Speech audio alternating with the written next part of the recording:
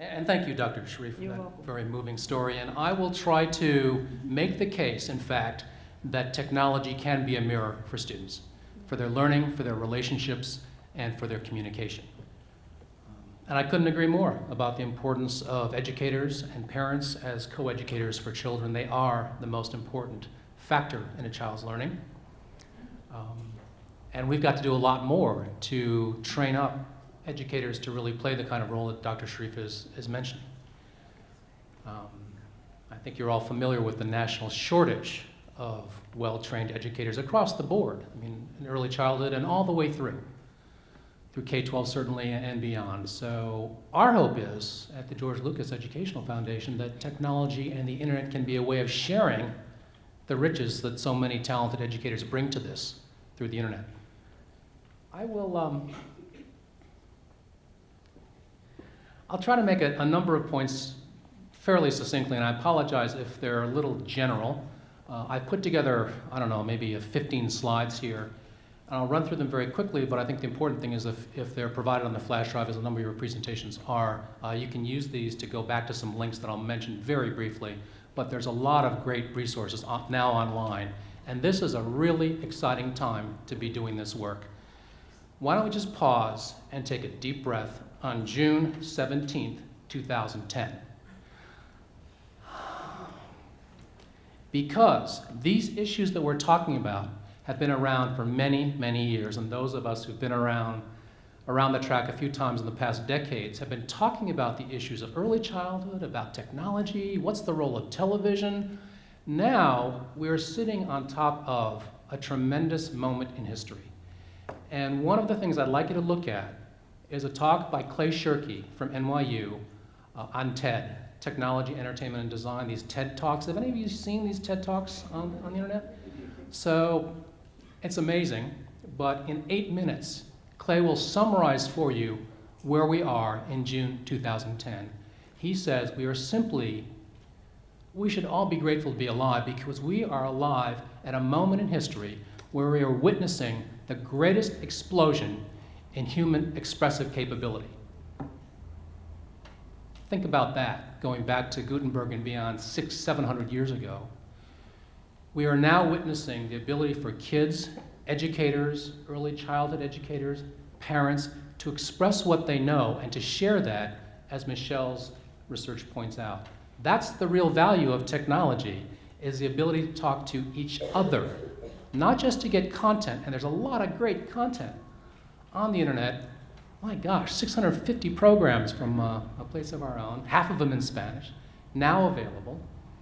But the ability to talk to each other and learn from each other. This is the key to what we want to move forward on in the future. So one of the points I like to make, and I'm glad that Joan Gans-Cooney was referenced earlier, she's been at this longer than any of us, the founder of Sesame Street.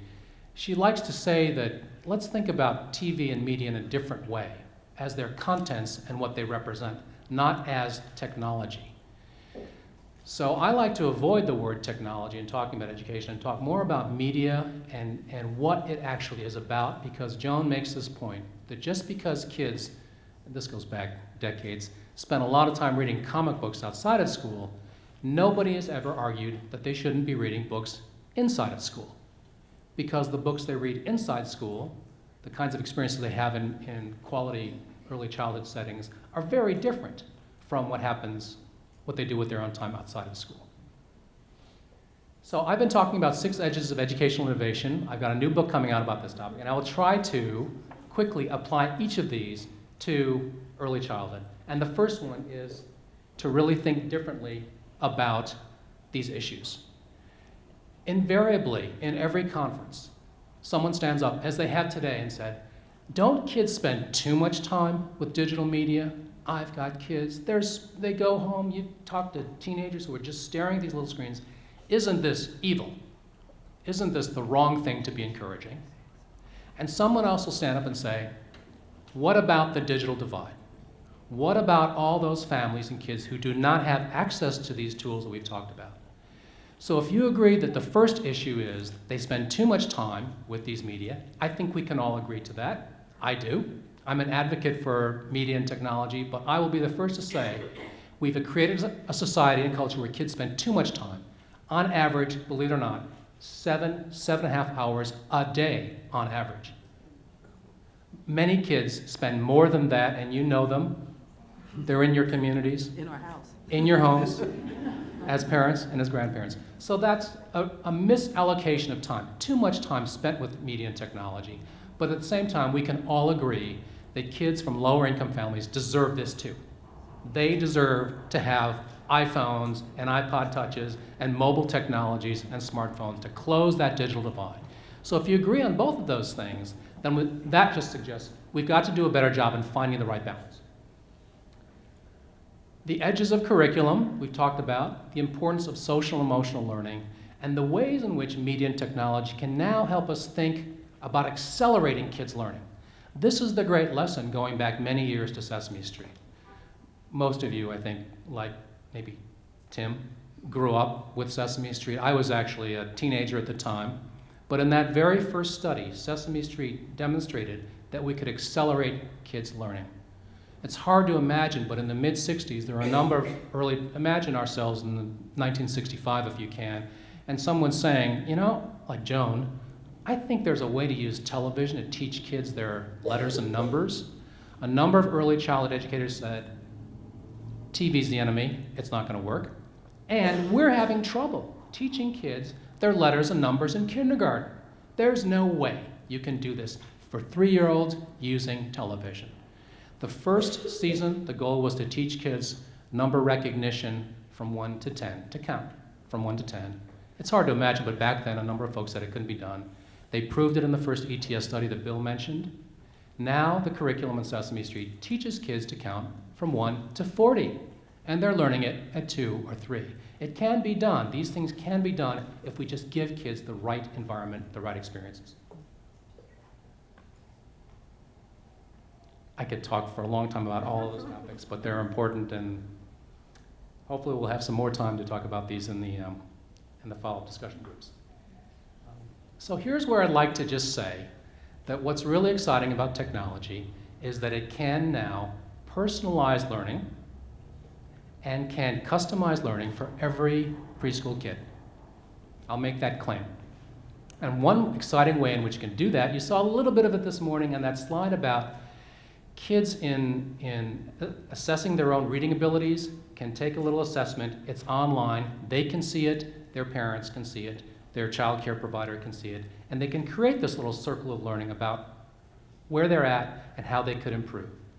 So the fact that parents can now have access to how their kids are learning, and internet access is now at the point, 85% of homes, verging towards 95% of homes, rivaling television over the next few years.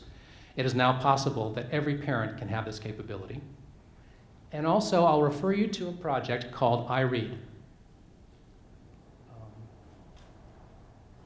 The link is there, but if you just Google iRead, and maybe for those of us in California, Escondido, we know where that is, near San Diego. This is a project where the iPod acts as a mirror for kids' literacy. We've got to go beyond thinking about the internet as screens that you stare at as a kid or as a learner, but a way in which it can help you assess your own learning and reflect back to you where you are. One of the problems in learning to read for all kids, and certainly for English language learners, is they've never heard themselves read. This is the great revelation of Escondido School District, and Canby, Oregon's also doing this. You can see the wiki site there. What they've done is attach a little microphone to the iPod Touch. And so kids can record themselves reading, and again, it creates this circle of learning. Their parents can hear that. It goes onto iTunes. So instead of the iPod being just a device for how it's revolutionized how we all use music, it's a device with a little microphone for creating this mirror for a kid's literacy. So some great things have happened in this project where kids accelerate their literacy. I visited this 3rd grade classroom in Escondido, 60%, 70% English language learners. If you did not know this about them, I love these kind of classrooms. When you walk in there and you see what's going on, you think it's a gifted class. These kids are so excited about their learning, they're sharing their learning, they want to show you what they can do. So this is a way in which the technology, the medium, can be a mirror for kids' learning. If we have time later on, I'll show you an example of what an early childhood technology-infused setting looks like. It's from Auburn, Alabama.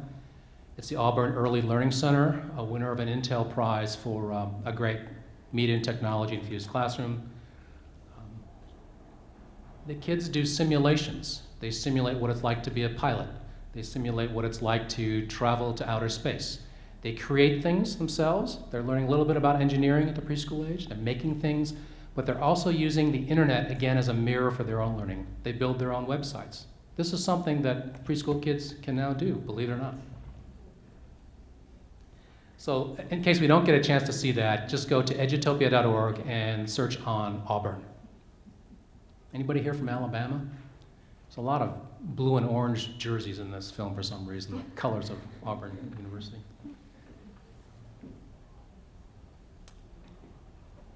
And I've mentioned it already, but technology, by acting as this mirror for kids, can create this co-teaching edge. What we want to now do is bring parents into this equation, parents, child care providers, preschool teachers, working together with kids so they can all share what they know. And again, the internet can be this medium for this kind of communication. Someday, perhaps not far off, parents at home, low-income parents, will have the ability to look and see what went on in the child care center, the family home care setting that day. We see these systems, these homeschool communication systems in schools. They become very popular. Parents never have to ask their kids, what did you do in school today? Because they know. They just go on the website, they see the assignments, and they know what homework is required. And someday that will come to family home care, and I'm sure there are preschools that are using these kinds of platforms already. And lastly, I'll just close by saying the greatest edge of this change are the kids themselves. These are digital youth. They are finding ways to get a hold of these digital technologies. I like to say these kids are carrying this change in their pockets. As Clay Shirky says, on these smartphones, you now see every medium in human history is now right next to every other medium.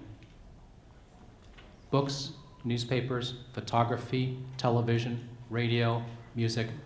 Every medium that we've ever known is right next to every other medium on these mobile devices. It's a tremendous opportunity now to provide these devices that are getting cheaper and cheaper for every child, and that should be the goal if we're going to create a new kind of learning society and a new kind of education nation. I can't help but mention this fellow. Please go to the Fred Rogers Center. Michael Robb is here, a new staff member at the Fred Rogers Center in Latrobe, Pennsylvania. But we are trying to provide Fred's wisdom online as content for early childhood courses, as material that kids now, even though Fred has passed away, can now see his wisdom online. So the Fred Rogers Center is one place that's doing this work, and also the Joan Cooney Center, two great pioneers who were doing this work 30, 40 years ago. We've created centers in their names and some great content on their websites to help advance this cause. So thank you.